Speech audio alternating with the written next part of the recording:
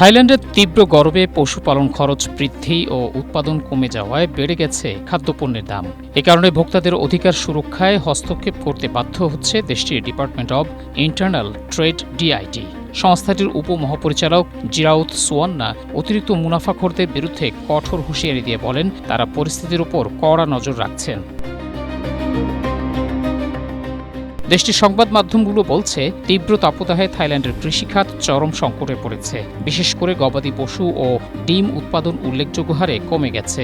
গত ফেব্রুয়ারির শেষ দিকে গরমের কারণে গবাদি পশুর জৈবিক চক্র মারাত্মকভাবে ব্যাহত হয়। এ কারণে শূকর ও মুরগির ক্ষুধা উল্লেখযোগ্য হারে কমে যায়। এমন পরিস্থিতিতে দাম সহনীয় রাখতে ডিআইটি কর্তৃপক্ষ জরুরি ভিত্তিতে এই শিল্পের সংশ্লিষ্টদের সাথে বৈঠক করেছে। সরবরাহ ঘাটতি এবং পরিচালন ব্যয় বৃদ্ধিকে এই খাতের জন্য দ্বিগুণ ধাক্কা হিসেবে দেখছেন সংশ্লিষ্টরা। পোল্ট্রি সেক্টরের প্রভাবটা আরও চোখে পড়ার মতো।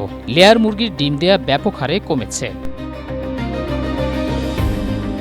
তাপমাত্রা নিয়ন্ত্রণে খামারিদের নানা উপায় অবলম্বন করতে হচ্ছে, আর এতে তাদেরকে পানি ও বিদ্যুতের জন্য অতিরিক্ত ব্যয় করতে হচ্ছে।